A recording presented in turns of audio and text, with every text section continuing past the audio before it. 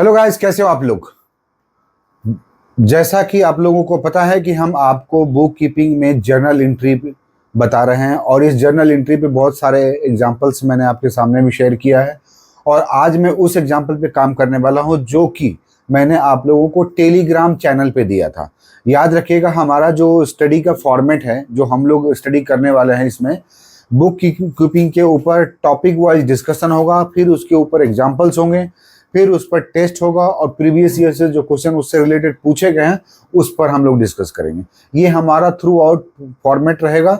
और लास्ट जो फॉर्मेट रहेगा वो ये रहेगा कि एवरी डे आपको अकाउंट्स एक्सप्रेस अकाउंट टीचर के तौर पे एमसीक्यूज मिलेंगे या टैक्स बाइट के तौर पे एमसीक्यूज मिलेंगे, जो कि आप लोग देख भी रहे होंगे। तो आप लोग क्वेश्चन सॉल्व करते रहिए, अपना कमेंट जरूर डालिए कि आपका आंसर सही हो रहा है या नहीं हो रहा है, या कोई उसमें प्रॉब्लम अंडरस्टैंडिंग में है तो आप क्वेश्चन डालिए। राइट, चलिए हाँ, आज मैं उस क्वेश्चन को ले रहा हूं जर्नल एंट्री में जो आप लोगों को मैंने अपने टेलीग्राम चैनल में शेयर किया है। आई होप कि आप लोगों ने बनाया भी होगा, और अगर नहीं बनाया है तो हम यहाँ पे सॉल्व करते हैं। तो सबसे पहले देखिए, पहला क्वेश्चन जो आप लोगों को शेयर किया था इजी क्वेश्चन था, और मैं बार बार एक ही चीज बोलता हूँ कि जर्नल एंट्री करने से पहले आप 3 फंडामेंटल रूल्स को ध्यान रखिएगा। पहला क्या था कि पर्सनल अकाउंट का रूल क्या होता है, debit the receiver credit the giver. Right, दूसरा रियल अकाउंट होता है, उसका रूल क्या होता है, debit what comes in credit what goes out. And third one is nominal account which says कि भाई all the expenses and loss, मतलब debit all expenses and loss, credit all income और गेन। तो चलिए इसी रूल को ध्यान में रखते हुए इस जर्नल एंट्री को करते हैं जो कि हमने टेलीग्राम चैनल में दिया है। और टेलीग्राम चैनल से जुड़ना चाहते हैं तो ध्यान रखिएगा, हर एक वीडियो के लिंक में आपको मिल जाएगा टेलीग्राम चैनल को ज्वाइन करने के लिए। सबसे पहले क्वेश्चन देखिए, क्वेश्चन नंबर 1 है, जिसमें मैं पढ़ के बताता हूं, लिख के नहीं बता रहा हूं क्योंकि ऑलरेडी मैंने टेलीग्राम चैनल में शेयर किया है। क्वेश्चन 1 है, pass journal entry for the following transactions in the books of mister Raj. तो मिस्टर राज की बुक है, मिस्टर राज की बुक है जिसमें उन्होंने ट्रांजैक्शन किया। पहला ट्रांजैक्शन किया है, started business with cash for 1 lakh. Right, तो आप ध्यान रखिए यहाँ पे स्टार्टेड बिजनेस विथ कैश मतलब क्या हो रहा है, बिजनेस स्टार्ट हो रहा है, और इसमें बिजनेस स्टार्ट होने के लिए क्या चाहिए होता है, कैपिटल। तो पहला आइडेंटिटी ये हो गया कि हमें एक कैपिटल अकाउंट मिल रहा है। दूसरा इन्वॉल्वमेंट क्या है इसमें, कैश का। तो कैश इन्वॉल्वमेंट मतलब क्या होता है कि हमें ये आइडेंटिफाई करना है कि which type of account is that. So capital account और कैश अकाउंट। अब कैपिटल अकाउंट किस तरह का अकाउंट होता है, तो इसे आइडेंटिफाई करने का सबसे फंडामेंटल रूल ये होता है कि आप ये देखिए कि कैपिटल लगाता कौन है, कौन दे रहा है, कौन ले रहा है, कैपिटल से कौन ड्रॉ कर सकता है, कौन ले सकता है। तो प्रोप्राइटर है या इन्वेस्टर है। तो जो फंड लगा रहा होता है वो एक पर्टिकुलरली इन्वेस्टर होते हैं जो एक पर्सनल आदमी होता है, इसलिए कैपिटल अकाउंट को पर्सनल अकाउंट ट्रीट करते हैं। और दूसरा अकाउंट इन्वॉल्व क्या है, कैश। तो कैश तो रियल अकाउंट होता है। तो चलिए पर्सनल अकाउंट और रियल अकाउंट का जो फंडामेंटल रूल है उसी के आधार पर हम एंट्री करेंगे। तो सबसे पहले डेबिट की एंट्री होती है, ये भी ध्यान रखिएगा, सबसे पहले डेबिट एंट्री करना है। तो आप देखिएगा कि डेबिट पर्सनल अकाउंट में क्या हो रहा है, कैपिटल सॉरी, और कैश में क्या हो रहा है, रियल। तो कैश आ रहा है तो बेसिकली यहां पे क्या लिखेंगे, कैश अकाउंट डेबिट। उसके बाद क्या लिखेंगे, पर्सनल अकाउंट मतलब कैपिटल अकाउंट, ये पर्सनल अकाउंट माना जाता है। तो पर्सनल अकाउंट का रूल क्या होता है, क्रेडिट द गिवर, तो कैपिटल अकाउंट।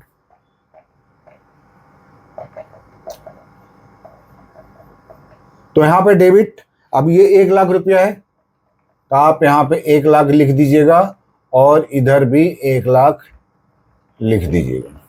ये आपका पहला एंट्री समाप्त। Clear.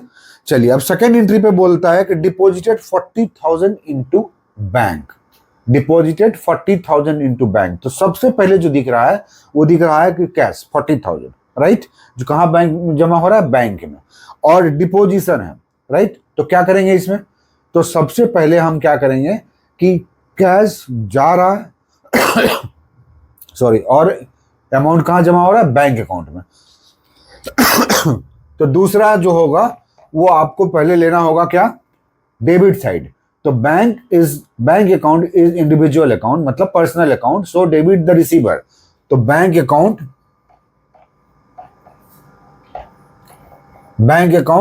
Debit to cash account, credit. अब अमाउंट कितना है इसमें देखेंगे, दूसरा ऑप्शन था डिपॉजिटेड 40,000, तो यहां पे देखिए 40,000 लिखेंगे और क्रेडिट में 40,000 लिखेंगे। अब दो दो बार क्यों लिखना होता है एक ही पर ट्रांजेक्शन के लिए? क्योंकि डबल अकाउंटिंग सिस्टम थ्योरी के अंतर्गत एक ही ट्रांजेक्शन का दो एंट्री इसलिए किया जाता है ताकि इक्वलाइज किया जा सके, बैलेंसिंग के पॉइंट ऑफ व्यू से। तो बेसिक फंडामेंटल क्या होता है? बैलेंसिंग करना, इक्वलाइज करना, double account system theory, correct. Third है purchase goods for cash at 15,000। Third में क्या है? Purchase goods. आप लोगों को बताया था ना कि जब भी गुड्स की बात आती है तो गुड्स अकाउंट नहीं होता है। क्यों? क्योंकि गुड्स मतलब होता है वो आइटम्स, वो रॉ मटेरियल्स जो कि एक इंटरप्राइजेज या एंटिटी या प्रोप्राइटर के लिए ट्रेडिंग आइटम्स होते हैं, मैन्युफैक्चरिंग आइटम्स होते हैं, जो one of the essentials things होते हैं जो डेली बेसिस पे खरीदा जाता है।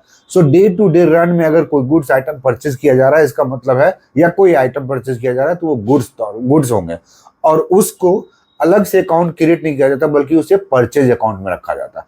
अगर वही इंटरप्राइजेज उसी रॉ मटेरियल को यूज करने के लिए कोई हेवी मशीन खरीद रहा है जिसमें लार्जर इन्वेस्टमेंट की जरूरत होती है, ह्यूज इन्वेस्टमेंट की जरूरत होती है, तब उस आइटम के लिए हम एसेट लिखेंगे। क्या लिखेंगे? एसेट। दूसरा चीज होता है सॉरी दूसरी बात ये होती है कि उसमें ह्यूज इन्वेस्टमेंट होता है। सेकेंडली उसका इंड्योरिंग इफेक्ट मतलब इंड्योरिंग बेनिफिट लॉन्ग रन के लिए होता है, मतलब लॉन्ग लास्टिंग बेनिफिट होता है, इसलिए वो एसेट अकाउंट में जाता है। तो यहाँ पे परचेज गुड्स फॉर कैश, तो सबसे पहले हम परचेज अकाउंट को आइडेंटिफाई कर रहे हैं। तो परचेज क्या होता है? Nominal account, right.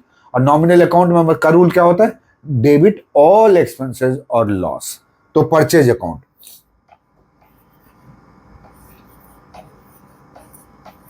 Purchase account debit, और उसके बाद कैश अकाउंट है तो कैश के लिए पता ही है, credit what goes out. So cash is going out, तो कैश अकाउंट क्रेडिट, और अमाउंट कितना है? 15,000। क्लियर? बार बार मैं यही बोल रहा हूं कि जो मैं आपको गूगल इसमें टेलीग्राम चैनल में शेयर करता हूं उसे आप प्रैक्टिकली सॉल्व करने की कोशिश कीजिए, और कोई प्रॉब्लम हो तो आप हमसे कनेक्ट हो सकते हैं, उसी में आप कमेंट लिखिए या वीडियो पे आप जरूर क्वेश्चन रेज कर सकते हैं।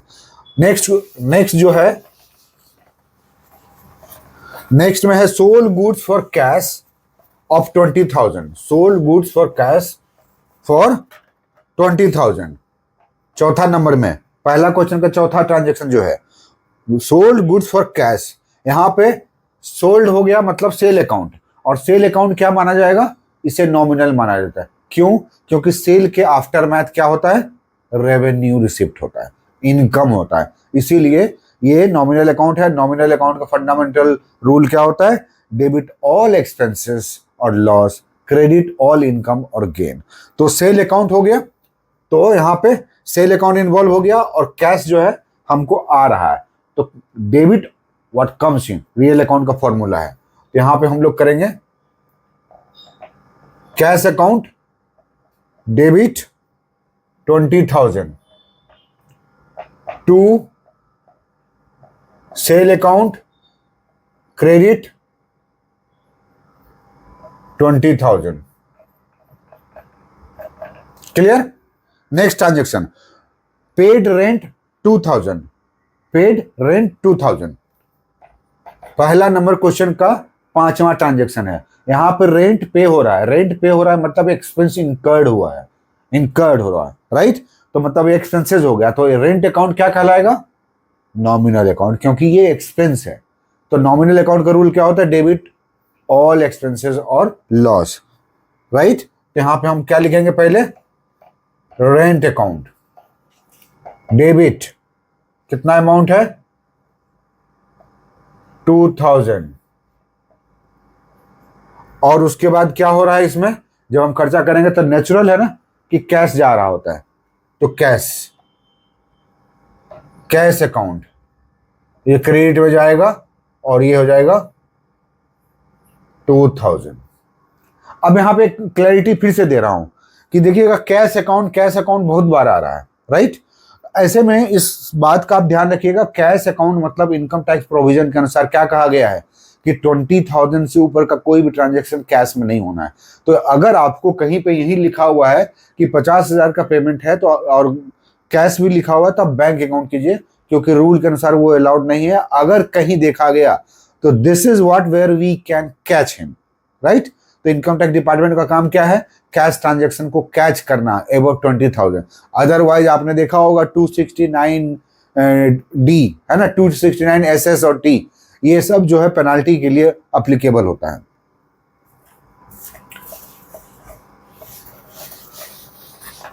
राइट।